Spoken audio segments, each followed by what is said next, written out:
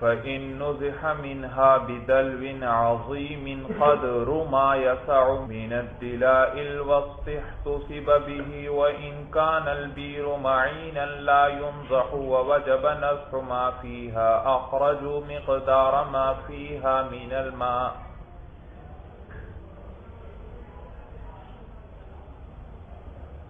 گزشتہ سبق میں آپ نے پڑھا تھا بھائی ہر وہ کھال جسے دباغت دے دی جائے، یعنی اسے مثالیں وغیرہ لگا کر یا دھوپ لگا کر بالکل خشک کر لیا جائے کہ اس کا پانی ختم ہو جائے مولانا، اور رکھنے سے وہ خراب نہ ہوتی ہو تو وہ پاک ہو جائے گی مولانا۔ اس کے اندر نماز جائز ہے، یعنی اسے پہن کر نماز جائز ہے۔ اسی طرح جائے نماز وغیرہ بھی اسے بنا سکتے ہیں، اور اس سے مشکیزہ وغیرہ بنا لیا، اس کے پانی بھرا ہوا ہے، اس سے وضو وغیرہ کرنا بھی جائز ہے، مگر خنزیر اور آدمی کی کھال مولانا، یعنی آدمی کی کھال استعمال کرنا جائز نہیں۔ کیوں؟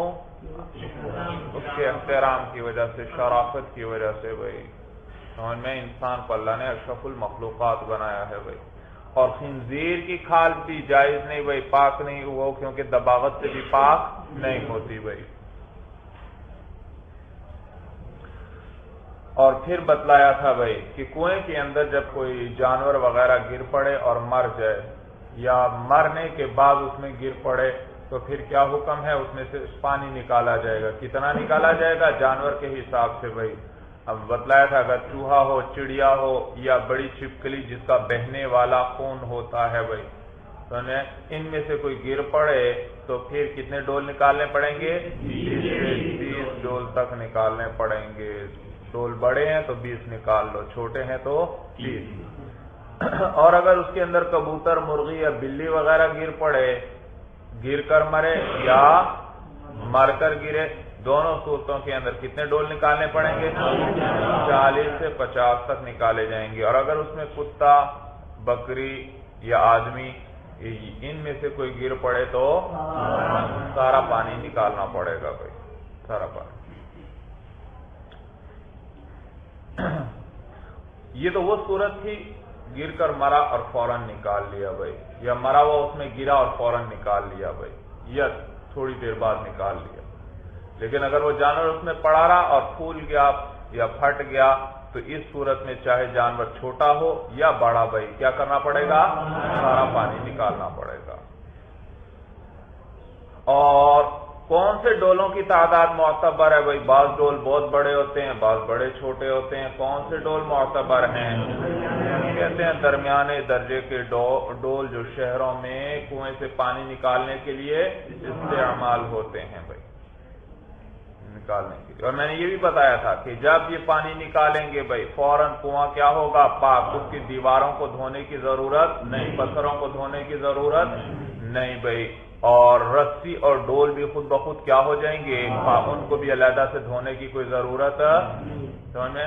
یہ احادیث وغیرہ میں اس کا ذکر آتا ہے مولانا، یاد رکھیے۔ ورنہ عقل تو یہ کہتی ہے اس کو کبھی بھی پاک نہیں ہونا چاہیے۔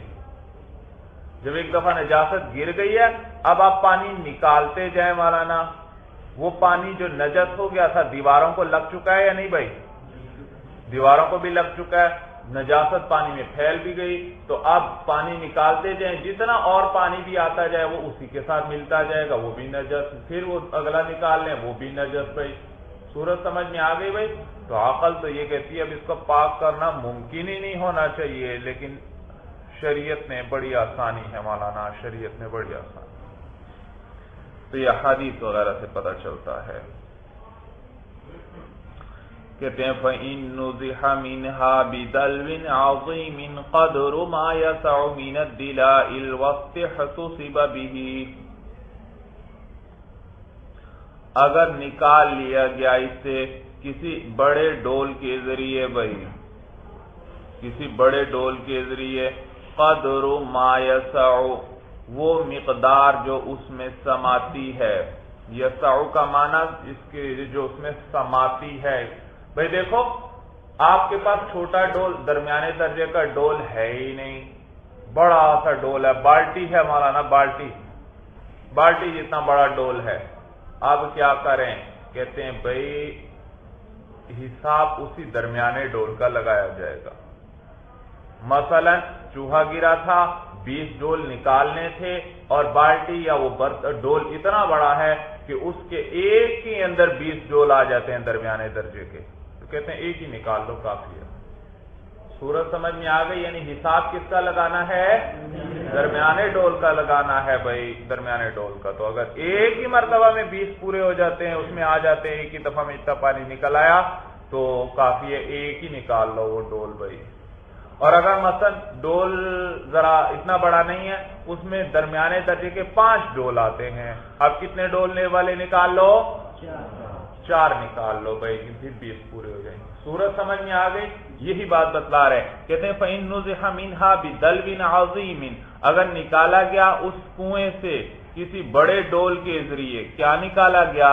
قدر ما یسع، وہ مقدار جو سماتی ہے، وہ مقدار جو اس میں سماتی ہے، من الدلاء الوسطی، کس میں سے؟ درمیانے ڈولوں میں سے، احتسب بہ، اس کے ساتھ حساب لگایا جائے گا۔ جو درمیانے ڈولوں کی جو مقدار اس میں سماتی ہے، اس کے ذریعے کیا کیا جائے گا؟ جتنے درمیانے درجے کے ڈول اس میں سماتے ہوں، یا یوں کہیں یسع کا معنی گنجائش کے کر لیں، جتنے درمیانے درجے کے ڈولوں کی اس میں گنجائش ہے، اتنے کے ساتھ کیا کیا جائے گا؟ احتسب بہ، حساب لگایا جائے گا۔ وَإِن كَانَ الْبِئْرُ مَعِينًا لَا يُنْضَحُ وَوَجَبَ نَضْحُ مَا فِيهَا۔ اچھا، اب یہ وہ مسئلہ ہے بھائی کل جو انہوں نے پوچھا تھا کہ اگر کنویں کے اندر اتنا کنواں ایسا ہے جس چشمے والا کنواں ہے جو خالی، اب مثلا آدمی گرا یا بکری گر گئی یا کتا گرا بھائی، یا ان جتنا کوئی اور جانور گر گیا، یہ جو ذکر ہوئے بھائی یہی جانور نہیں ہے، ان جیسے جو جانور ہوں گے وہ بھی انہی کے حکم میں ہوں گے، تو اب سارا پانی نکالنا ضروری ہے بھائی، کوئی ایسا بڑا جانور گر گیا اس میں،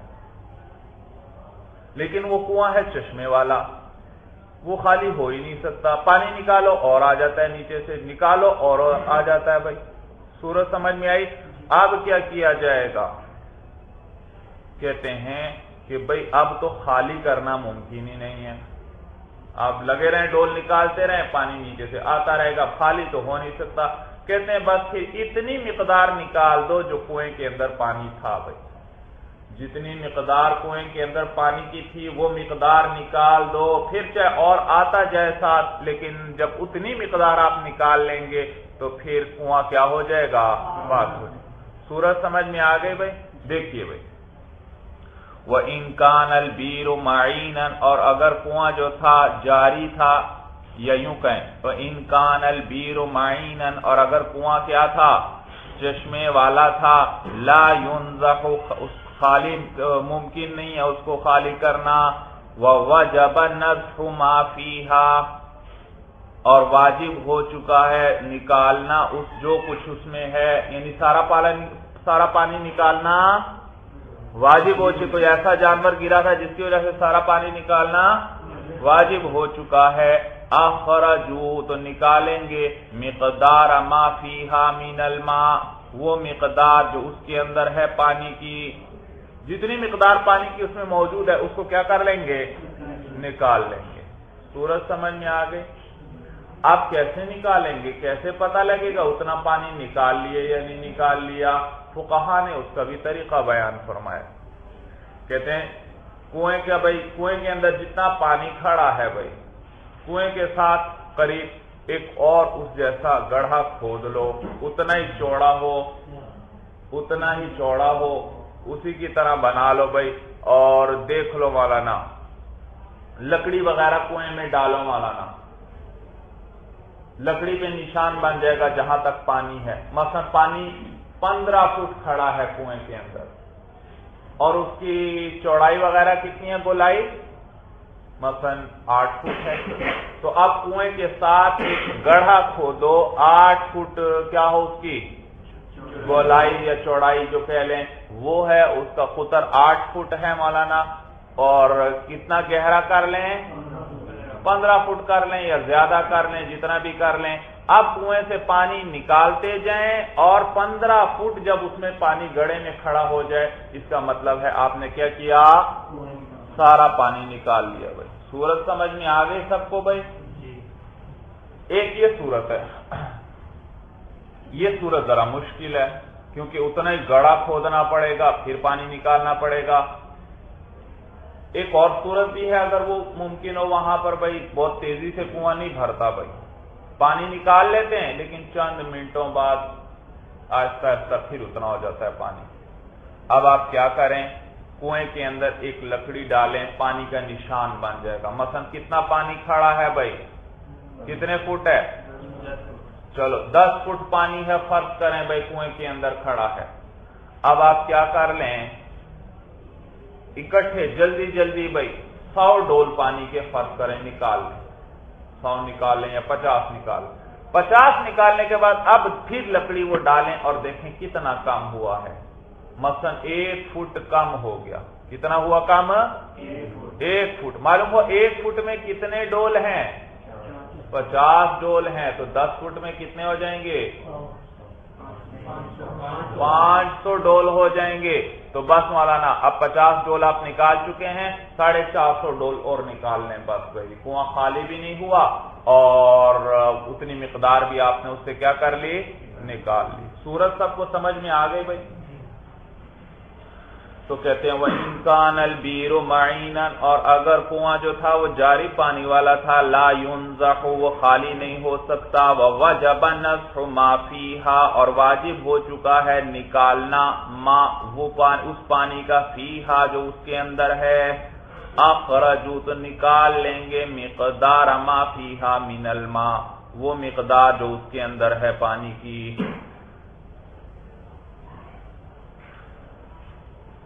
وعن محمد بن الحسن رحمه الله تعالى أنه قال ينزح منها 100 دلو إلى 300۔ امام محمد بن الحسن رحمہ اللہ فرماتے ہیں کہ بھئی ایسی صورت میں اگر چشمے والا کنواں ہے تو پھر یوں کرو، اس سے 200 سے لے کر 300 ڈول تک نکال لو، بس کنواں کیا ہو جائے گا؟ پاک ہو جائے گا بھائی۔ یہ آسان قول ہے، کوئی حساب لگانے کی ضرورت بھی نہیں ہے، بس کیا کر لو، لکڑی وغیرہ کے لیے دیکھنے کے لیے ضرورت ہے، 200 سے 300 ڈول تک نکال۔ تو امام محمد ابن الحسن رحمہ اللہ جو ہیں ان سے روایت ہے انہو قال کہ وہ فرماتے ہیں ينزح منہا نکالا جائے گا اس کنویں سے 100 دلوین، یہ اصل میں تھا 100 دلوین بھائی۔ کتنے ڈول نکالے جائیں گے؟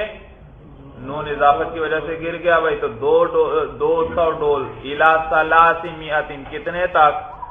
300 تک ڈول نکالے جائیں گے۔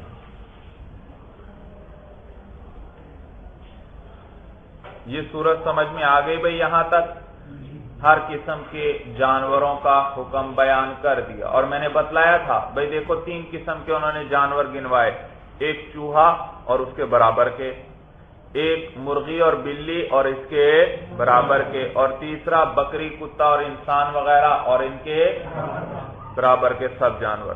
باقی جو ان کے برابر کا نہیں ہے، ان سے چھوٹا وغیرہ ہے، تو وہ اس سے نچلے درجے میں چلا جائے گا۔ صورت سمجھ میں آ گئی؟ کوئی جانور ہے بکری سے چھوٹا ہے تو وہ بلی والے قبیل میں داخل ہو جائے گا، وہی حکم ہوگا جو بلی کا تھا۔ اور اگر کوئی جانور بلی یا مرغی سے چھوٹا ہے، کبوتر سے چھوٹا ہے، اس کا وہی حکم ہوگا جو کس کا تھا؟ چوہے وغیرہ کا تھا۔ یہ تو وہ صورت تھی جانور گرا اور مر گیا یا مر کر گر گیا۔ بھائی جانور گرا اور زندہ ہی نکل آیا، اب کیا کریں بھائی؟ تو یاد رکھو جب جانور پانی میں گرے اور زندہ نکل آئے تو پانی پاک ہے۔ پانی کیا ہے؟ پانی پاک ہے ان جانوروں میں، الا یہ کہ اس کا منہ بھی پانی میں لگ جائے، پانی میں ڈوب جائے، یا وہ پانی کو منہ لگا لے بھائی، اب حکم بدل جائے گا مولانا۔ اگر ایسا جانور ہے جس کا پانی منہ کو لگنا ہی لگنا ہے پانی، مثلا چوہا ہے وہ جب بھی گرے گا اس کے منہ کو تو ضرور لگے، یا ایسا جانور ہے جس نے پھر گرا اور خود منہ ڈبو دیا پانی کے اندر بھائی، تو اب کیا حکم ہے؟ کہتے ہیں اب بھائی اس جانور کے جو جھوٹے کا حکم ہے وہی اس پانی کا بھی حکم ہوگا۔ سمجھ میں آیا؟ بعض جانوروں کا آگے بتلائیں گے صاحب قدوری، بعض جانوروں کا جھوٹا نجس ہوتا ہے، پانی کو اگر وہ منہ لگا دیں، آپ نے برتن میں ایک پانی رکھا ہے وضو کرنے کے لیے یا غسل کرنے کے لیے، بھائی کتا آیا، اس نے کیا کیا، اس میں منہ لگا دیا، پانی پی لیا، فقہا فرماتے ہیں بھائی احادیث میں آتا ہے ذکر، بھائی پانی نجس ہو گیا، بھائی پانی کیا ہوا؟ ہاں، اب اس برتن کو بھی صاف کرنے کے لیے 3 دفعہ دھونا پڑے گا پانی گرا کر۔ تو اب یہ پانی چونکہ نجس ہو چکا تو اس سے وضو بھی نہیں کر سکتے اور غسل بھی نہیں کر سکتے۔ صورت سمجھ میں آ گئی بھائی؟ وضو بھی نہیں کر سکتے اور غسل، کیونکہ پانی کیا ہو چکا ہے؟ نجس ہو چکا ہے، نجس۔ تو معلوم ہوا کتے کے جھوٹے کا کیا حکم ہے؟ پانی کیا ہو جاتا ہے؟ نجس ہو جاتا ہے۔ تو لہذا اسی طرح مختلف جانوروں کا مختلف حکم ہے مولانا جھوٹے کے، وہ آگے آنے والے ہیں بھائی، تو اس کے مطابق آپ کیا کر دیں گے؟ حکام لگا دیں گے۔ مثلا بکری گری ہے، بکری کا جھوٹا پاک ہے بھائی، بکری کسی آپ نے پانی رکھا ہے اس میں آ کر منہ ڈال دیتی ہے، کوئی بات نہیں، پاک ہے مولانا، آپ اس سے وضو بھی کر سکتے ہیں، آپ اس سے غسل بھی۔ لہذا بکری گری کنویں کے اندر اور زندہ ہی نکل آئی اور اس نے پانی میں منہ بھی ڈال دیا تو اس کے جھوٹے کا کیا حکم ہے؟ پاک۔ تو اب بھی کنویں کا پانی، لیکن اگر کتا گرا اور زندہ نکل آیا لیکن اس نے منہ ڈال دیا تھا تو کتے کے جھوٹے کا کیا حکم ہے؟ نجس۔ تو لہذا پانی کا بھی کیا حکم ہو گیا؟ نجس ہو گیا۔ صورت سمجھ میں آ گئی بھائی؟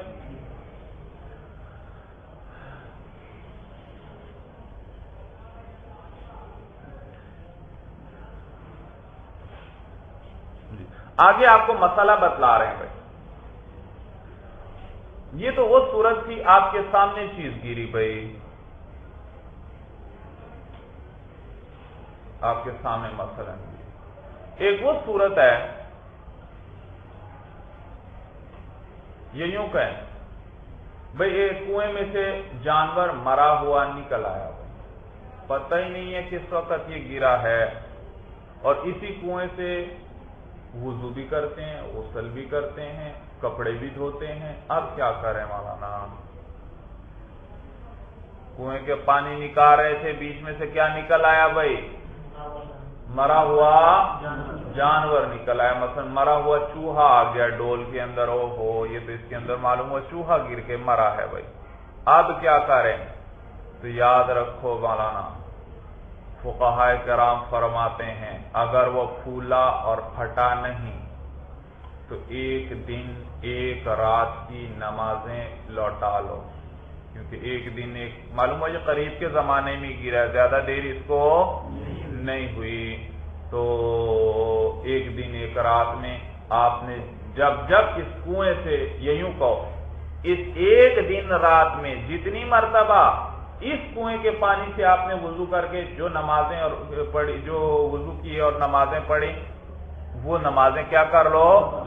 اور اگر آپ اس سے وضو ہی نہیں کرتے تھے، آپ نے تو اپنا الگ کنواں بنایا ہوا، پھر تو آپ کے لیے یہ حکم نہیں، جنہوں نے اس سے وضو کیا ان کے لیے یہ حکم ہے بھائی غسل کیا، تو 1 دن رات کے کیا کر لیں؟ نمازیں اور وضو، نمازیں لوٹا لیں گے، وضو نہیں ہوا تھا معلوم ہوا پانی نجس، اور جو کپڑے دھوئے تھے 1 دن رات میں ان کو بھی کیا کر لے؟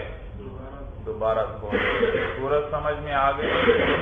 یہ وہ صورت ہے جبکہ وہ پھولا اور پھٹا نہ ہو، اور اگر پھول گیا ہے، پھٹ گیا ہے، معلوم ہوا اس کو دیر ہو چکی ہے کافی گرے ہوئے، تو اب کہتے ہیں 3 دن اور 3 راتوں کی کیا کر لو؟ نمازیں لوٹا لو، اور جو چیزیں اس سے دھوئی ہیں ان کو بھی کیا کر لو اس دوران جو چیزیں دھوئی ہیں کپڑے یا برتن وغیرہ ان کو بھی دوبارہ دھو لو۔ وَإِذَا وُجِدَ اور جب پایا جائے فِي الْبِيرِ کنویں کے اندر فَارَةٌ مَيْتَةٌ مردہ چوہا او غیرها یا اس کے علاوہ چوہا یا کوئی اور چیز مری ہوئی کنویں کے اندر پائی جائے وَلَا يَدْرُونَ مَتَى وَقَعَتْ اور لوگ جانتے نہیں ہے کہ یہ کب گری ہے وَلَمْ تَنْتَفِخْ وَلَمْ تَنْفَسِخْ اور وہ پھولا بھی نہیں وہ پھٹا بھی نہیں اعادوا صلاۃ یوم ولیلۃ تو لوٹا لیں نمازیں 1 دن اور رات کی اذا کانوا توضؤوا منها، جبکہ وہ اسی سے وضو کرتے تھے، جبکہ اسی کنویں سے کیا کرتے تھے؟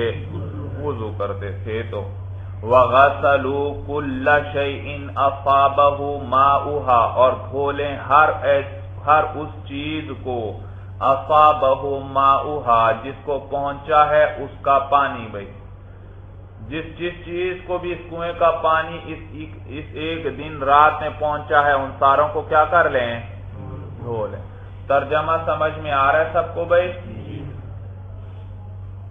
اصابہ کا معنی پہنچنا، پہنچا ہے جن کو اس کا پانی۔ وَإِنِ انْتَفَخَتْ أَوْ تَفَسَّخَتْ، اور اگر وہ پھول گیا ہے جانور، أَوْ تَفَسَّخَتْ، یا اگر وہ چوہا پھول گیا ہے یا پھٹ گیا ہے، اعادوا صلاۃ ثلاثۃ ایام ولیالیھا، تو لوٹا لیں نماز 3 دن اور 3 رات کی۔ فی قول ابی حنیفہ رحمہ اللہ تعالی، امام اعظم ابو حنیفہ رحمہ اللہ کے قول میں۔ وقال ابو یوسف ومحمد رحمہم اللہ تعالی لیس علیہم اعادۃ شیء حتی یتحققوا متی وقعت، اور امام ابو یوسف اور امام محمد رحمہم اللہ فرماتے ہیں، کیا کہیں گے بھئی یہ دونوں آگے ایک طرف بھئی جی صاحبین، بھئی صاحبین فرماتے ہیں لیس علیہم، نہیں ہے ان لوگوں پر بھئی اعادۃ شیء، کسی چیز کا اعادہ۔ صاحبین فرماتے ہیں مولانا کسی نماز کا اعادہ کرنے کی ضرورت نہیں، حتی یتحققوا، یہاں تک کہ تحقیق کر لیں، متی وقعت، کب وہ گرا ہے۔ صاحبین کیا فرماتے ہیں مولانا؟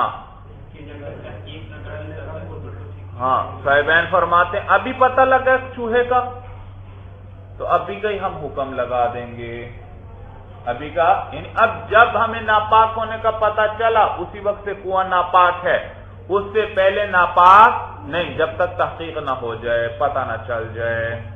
صورت سمجھ میں آ گئی؟ تو معلوم ہوا اس سے پہلے کہ کنواں پاک تھا اور اس سے پہلے جتنی نمازیں پڑھی وہ بھی ہو گئیں، لہذا ان کا اعادہ کرنے کی ضرورت نہیں۔ بھائی مسئلہ سب کو سمجھ میں آیا بھائی؟ تو وہ فرماتے ہیں جس وقت اس ناپاکی کے کنویں کے ناپاک ہونے کا پتہ چلا اس وقت سے ناپاک ہے، اس سے پہلے ناپاک نہیں، الا یہ کہ تحقیق ہو جائے، ہاں پتہ لگ جائے، کوئی آ کے بتا دے بھائی فلاں وقت گرا تھا۔ صورت سمجھ میں آئی بھائی؟ تو اس معلوم ہوا اس سے پہلے کی نمازیں بھی صحیح اور وضو بھی صحیح۔ تو کہتے ہیں صاحبین فرماتے ہیں لیس علیہم اعادۃ شیء، نہیں ہے ان لوگوں پر کسی بھی چیز کا اعادہ یعنی کسی چیز کو بھی لوٹانا ان پر ضروری نہیں ہے، حتی یتحققوا، یہاں تک کہ تحقیق کر لیں یعنی معلوم کر لیں، متی وقعت، کہ وہ کب گرا ہے۔ وَسُورُ الْآدَمِيِّ وَمَا يُؤْكَلُ لَحْمُهُ طَاهِرٌ، سور کہتے ہیں جھوٹے کو مولانا، جھوٹا جو ہے، سمجھ میں آیا؟ آدمی نے کسی برتن سے پانی پیا مولانا تو وہ پانی پاک ہے مولانا، کیونکہ آدمی کے جھوٹے کا کیا حکم ہے؟ پاک ہے بھائی۔ تو کہتے ہیں وَسُورُ الْآدَمِيِّ وَمَا يُؤْكَلُ لَحْمُهُ طَاهِرٌ، اور آدمی کا جھوٹا اور ایسے جانور کا یُؤْكَلُ لَحْمُهُ جس کے گوشت کو کھایا جاتا ہے، وہ جانور وغیرہ جس کے گوشت کو، تو آدمی کا جھوٹا اور اس جانور جس کا گوشت کھایا جاتا ہے ان کا جھوٹا طاہر، کیا ہے؟ پاک ہے، چاہے جانور ہو مولانا، جیسے گائے ہے، بھینس ہے، بکری ہے، ہرن ہے وغیرہ بھائی، یا پرندہ ہو مولانا، جیسے طوطا ہے، مینا ہے، فاختہ ہے، کبوتر ہے وغیرہ بھائی۔ سورج سمجھ میں آ گئی بھائی؟ ان سب کا یہی حکم ہے۔ وَسُورُ الْكَلْبِ وَالْخِنْزِيرِ وَسِبَاعِ الْبَهَائِمِ نَجَسٌ، اور کتے کا جھوٹا اور خنزیر کا جھوٹا، وَسِبَاعِ الْبَهَائِمِ، سباع جمع ہے سبع کی مولانا، سبع چیرنے پھاڑنے والے جانور کو کہتے ہیں بھائی، سمجھ میں آیا بھائی؟ چیرنے پھاڑنے والا جو جانور ہے مثلا شیر ہے، چیتا ہے وغیرہ بھائی۔ وَسِبَاعِ الْبَهَائِمِ، اور چیرنے پھاڑنے والے جو جانور ہیں، سباع البہائم چیرنے پھاڑنے والے جو چوپائے ہیں، نجس، ان کا جھوٹا نجس ہے بھائی، نجس ہے بھائی۔ وَسُورُ الْحِرَّةِ، اور بلی کا جھوٹا، وَالدَّجَاجَةِ، اور مرغی کا جھوٹا۔ کون سی مرغی؟ المخلات، جو آزاد چھوڑی ہوئی ہے بھائی، یعنی کھلی پھرنے والی مرغی بھائی، کھلی پھرنے والی، سمجھ میں آیا؟ اس کے بارے میں آگے آپ کو بتلائیں کہ ان کا جھوٹا مکروہ ہے، مکروہ، سمجھ میں آیا بھائی؟ وجہ کیا ہے؟ وجہ یہ مولانا کہ مرغی ہے تو حلال، اس کا گوشت کھایا جاتا ہے، لیکن یہ کیا کرتی ہے؟ نجاست وغیرہ میں گھومتی پھرتی ہے، اس میں چونچ وغیرہ مارتی رہتی ہے، اس لیے اس کا جھوٹے کو کیا قرار دے دیا؟ مکروہ ہے۔ صورت سمجھیں؟ یہ اس وقت ہے مولانا جب اس کی چونچ وغیرہ پہ کوئی نجاست نہیں لگی ہوئی بھائی، عام حالت میں مکروہ ہے بھائی، اگر نجاست لگی ہو پھر تو پانی کیا ہو جائے گا؟ نجس ہو جائے گا۔ تو کہتے ہیں وہ جی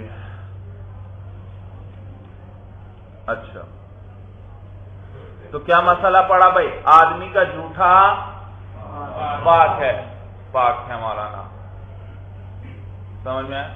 تو آدمی کسی بھی حالت میں ہو، پاک حالت میں ہو یا جنابت کی حالت میں ہو، یا عورت ہے حیض کی حالت میں یا نفاس کی حالت میں، جس حالت میں بھی ہو، اور آدمی چاہے مسلمان ہو چاہے کافر ہو، سب کا یہی حکم ہے، ان کا جھوٹا کیا ہے؟ پاک ہے مولانا۔ اللہ یہ کہ مولانا تو کافر کا جھوٹا بھی پاک ہے، اللہ یہ کہ اس نے شراب پی ہے، اور شراب پینے کے فوراً بعد اس نے کیا کر لیا؟ پانی پی لیا، تو اب وہ نجس ہو گیا، کیونکہ ابھی اس کے منہ میں شراب کے اجزاء ہوں گے مولانا، وہ یقیناً کیا ہے؟ پانی کو لگ جائیں گے، لعاب تو کچھ نہ کچھ لگ جاتا ہے۔ صورت سمجھ میں آ گئی؟ ہاں، اگر شراب پی کافر نے اور پھر کچھ دیر گزر گئی، اس دوران اس نے کیا کیا؟ کئی مرتبہ اپنا لعاب نگل لیا، اب اجزاء ختم ہو چکے ہوں گے، لہذا اب وہ پانی پیے تو پانی کیا ہے؟ پاک۔ لیکن فقہا فرماتے ہیں اگر کافر ایسا ہے جس کی مونچھیں بڑی بڑی ہیں مولانا، اس نے شراب پی اور کافی دیر بھی گزر گئی، پھر بھی وہ پانی پیے گا تو پانی نجس ہو جائے گا بھائی۔ وجہ یہ کہ شراب پیتے ہوئے ضرور کچھ نہ کچھ شراب مونچھوں کو لگی ہوگی بھائی اس کے، اور اب اگرچہ وہ لعاب نگل چکا ہے، منہ اس کا صاف ہو چکا ہے، لیکن پانی پیتے ہوئے پھر ضرور اس کی مونچھیں کیا ہوں گی؟ پانی میں لگیں گی، تو اور وہ نجاست آ گئی تو پانی کیا ہو جائے گا؟ نجس۔ تو کہتے ہیں وَسُورُ الْحِرَّةِ وَالدُّجَاجَةِ الْمُخَلَّاتِ، اور بلی کا جھوٹا اور آزاد چھوڑی ہوئی مرغی کا جھوٹا، وَسِبَاعِ الطُّيُورِ، اور چیرنے پھاڑنے والے جو پرندے ہیں، چیرنے پھاڑنے والے بھائی کچھ پرندے تو دانا وغیرہ کھاتے ہیں، کچھ کیا کرتے ہیں؟ شکار کرتے ہیں مولانا، عقاب ہے، شاہین ہے وغیرہ یہ چیزیں بھائی، تو چیرنے پھاڑنے والے پرندے ہیں۔ وَمَا يَسْكُنُ فِي الْبُيُوتِ، اور وہ جانور جو گھروں میں رہتے ہیں، لوگوں کے گھروں میں رہتے ہیں بھائی، کون سے جانور؟ کہتے ہیں مِثْلُ الْحَيَّةِ وَالْفَارَةِ، جیسے کہ سانپ ہے اور چوہا ہے، تو ان کا جھوٹا کیا ہے؟ مکروہ۔ بلی کا جھوٹا، مرغی کا جھوٹا اور چیرنے پھاڑنے والے پرندے جو ہیں ان کا جوٹھا، اور وہ چیزیں جو جانور جو گھروں میں رہتے ہیں، سانپ اور چوہے بچھو وغیرہ، ان کا جوٹھا کیا ہے؟ ان سب کا مکروہ ہے، مکروہ بھائی مکروہ ہے، سمجھ میں ہے؟ چنانچہ اگر آپ کے سامنے آپ نے پانی رکھا وضو کرنے کے لیے، مولانا بلی آئی اور اس میں سے پانی پی کر چلی گئی، تو یہ پانی کیا ہو گیا؟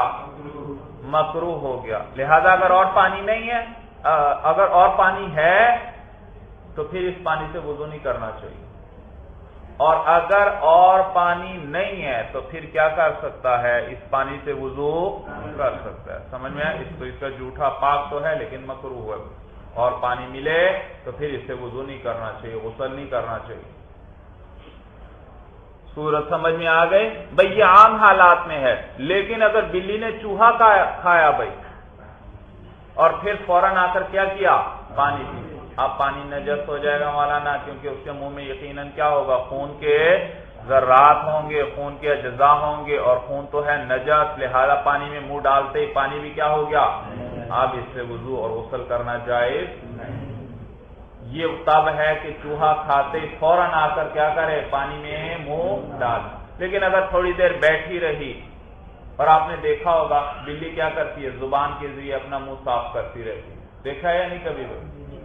تو بلی زبان کے ذریعے منہ صاف، اگر تھوڑی دیر ٹھہر گئی اور اس نے اپنے منہ کو زبان سے کیا کر لیا؟ اچھی طرح صاف کر لیا ہے، تو اب اس صورت کے اندر بھائی اب پھر وہی حکم آ جائے گا، اب منہ ڈالے گی تو پانی کیا ہوگا؟ مکروہ ہو جائے گا۔ اسی طرح یاد رکھو مولانا، بلی تو گھروں میں گھومتی پھرتی ہے، اگر دودھ سالن وغیرہ میں بلی منہ ڈال دے کیا حکم ہے؟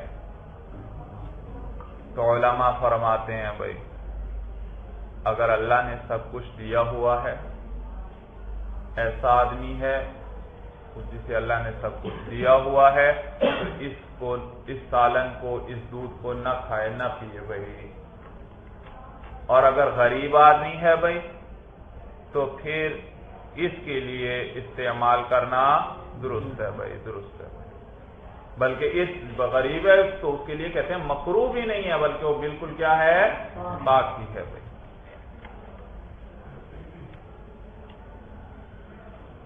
اسی طرح یاد رکھو مولانا، جس جانور کا جوٹھا نجس ہے اس کا پسینہ بھی نجس ہے، سمجھ میں آیا بھائی؟ نجس ہے، لہذا کتے کا پسینہ اگر کسی چیز پر لگا تو کپڑے پر لگا تو وہ کپڑا بھی کیا ہو جائے گا؟ نجس ہو جائے گا۔ تو جس جانور کا جوٹھا نجس اس کا پسینہ بھی نجس، اور جس جانور کا جوٹھا مکروہ اس کا پسینہ بھی مکروہ، اور جس جانور کا جوٹھا پاک اس کا پسینہ بھی پاک ہے۔ کہ وصور الحمار والبغل مشکوک، اور گدھے اور خچر کا جوٹھا جو ہے مشکوک ہے۔ بغل کس کو کہتے ہیں؟ خچر کو۔ گدھے اور خچر کا جوٹھا مشکوک ہے، یعنی اس سے وضو ہونے میں شک ہے مولانا، روایات مختلف قسم کی آتی ہیں بھائی، سمجھ میں آیا؟ کہ پتہ نہیں اب اس پانی سے وضو ہوگا یا وضو نہیں ہوگا، لہذا فقہا آگے مولانا صاحب قدوری آپ کو بتلائیں گے۔ اگر صرف ایسا پانی ہے، پانی پڑا تھا اس میں گدھے نے آ کر منہ ڈال دیا یا خچر نے منہ ڈال دیا، اب اور کوئی پانی نہیں ہے، اگر اور پانی ہے پھر تو اس پانی سے وضو نہ کرے بلکہ کیا کرے بھائی؟ دوسرے پانی سے وضو کرے۔ لیکن اگر اور پانی ہے ہی نہیں بھائی تو اس سے تو وضو کے ہونے میں شک ہے، تو کیا کرے؟ اس سے وضو بھی کر لے اور تیمم بھی کر لے بھائی، دونوں چیزیں کر لے۔ کہتے ہیں وَسُورُ الْحِمَارِ وَالْبَغْلِ مَشْكُوكٌ، اور گدھے اور خچر کا جھوٹا مشکوک ہے۔ مشکوک کا کیا معنی میں نے بتایا، یعنی اس سے وضو کے ہونے میں شک ہے۔ فَإِلَّمْ يَجِدِ الْإِنسَانُ غَيْرَهُ، پس اگر نہ پائے انسان اس کے علاوہ کوئی اور پانی، تَوَضَّأَ بِهِ وَتَيَمَّمَ، تو وضو بھی اس سے کر لے اور تیمم بھی کر لے۔ وَبِأَيِّهِمَا بَدَأَ جَازَ، بھائی پہلے وضو کرے گا یا پہلے تیمم کرے گا؟ کہتے ہیں جو بھی پہلے کر لے، چاہے پہلے تیمم کر لے پھر اس سے وضو کر لے، یا پہلے وضو کر لے پھر کیا کر لے، تیمم۔ تو کہتے ہیں وَبِأَيِّهِمَا، اور ان دونوں میں سے جس کے ساتھ بھی بَدَأَ ابتدا کی اس نے، جازا، تو یہ جائز ہے، چاہے تو وضو سے ابتدا کرے پہلے وضو کر لے، اور چاہے تو تیمم سے ابتدا کرے اور پہلے تیمم کر لے۔ بھائی سورج سمجھ میں آئی؟ تو یہ ان کے جھوٹے کا، اور یاد رکھیے مولانا گدھے اور خچر کا پسینہ پاک ہے۔ بھائی گدھے اور خچر کا پسینہ کیا ہے؟ پاک ہے۔ آپ نے گدھے پر سواری کی، بھائی آپ کے کپڑوں پر اس کا پسینہ لگ گیا، بھائی تو یہ پاک ہے مولانا، دھونا واجب نہیں، لیکن بہتر کیا ہے کہ اس کو دھو لیا جائے۔ چلیے بس مولانا، ھذا ھو المرام واللہ اعلم بحقیقت الکلام۔